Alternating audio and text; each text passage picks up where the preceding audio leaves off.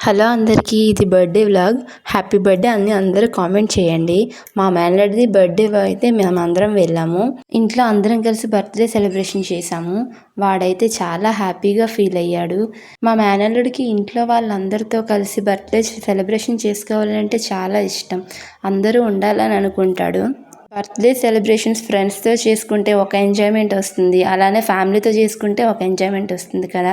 First వాళ్ళ mummy daddy cake cut చేయించి తినిపించారు. దాని తర్వాత అత్తమ్మ మాయమయ్య వాళ్ళు తినిపించారు. తర్వాత మేము కూడాను కేక్ తినిపించాము.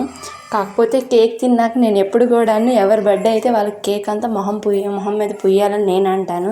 కాకపోతే ఆ రోజు అందరూ ఫొటోస్ తీద్దామా ఫస్ట్, తర్వాత కేక్ పూసుకుందామా అనుకుని అనడం వల్ల అక్కడితో అయితే ఆఫ్ చేశాను. లేకపోతే నేను ఎవరికైనా బర్త్డే అయిన తర్వాత కేక్ మొహంకు పుయ్యిందే నాకు బర్త్డే సెలబ్రేషన్ అవ్వదు. ఇంకా వదిన వాళ్ళు కూడాను కేక్ని తినిపించారు. పాప కూడాను తినిపించింది. మీలో ఎంతమంది ఇప్పటికి కూడాను బర్త్డే సెలబ్రేషన్ ఫ్యామిలీస్తో జరుపుకోవడానికి ఇంట్రెస్ట్ పెడతారో చెప్పండి. మేమైతే ఫ్యామిలీతోనే జరుపుకోవడానికి మ్యాక్సిమం ఇంట్రెస్ట్ పెడతాం. ఇంకో వదిన కూడాను తినిపించారు. వాళ్ళిద్దరు పిల్లలు ఇంకా అందరం కూడాను బాగా ఎంజాయ్ చేసాం బర్త్డే సెలబ్రేషన్ని. ఇక్కడ కేక్ సెలబ్రేషన్ అయిపోయిన తర్వాత మేము అందరం కూడా నైట్ డిన్నర్కి బయటికి వెళ్ళాం.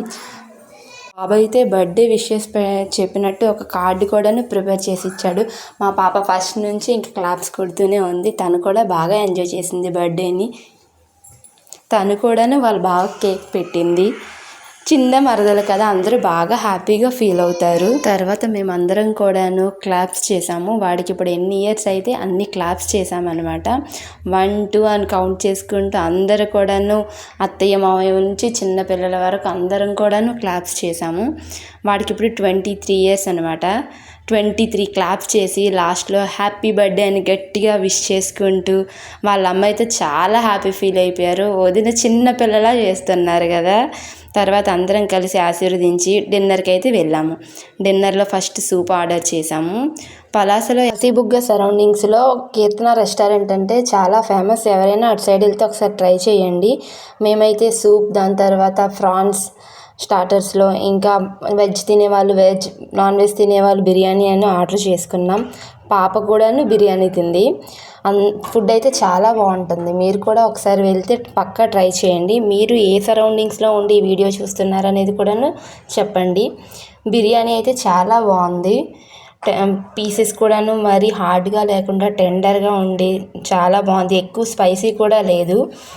మేమైతే ఫుడ్ని కూడా బాగా ఎంజాయ్ చేసాం.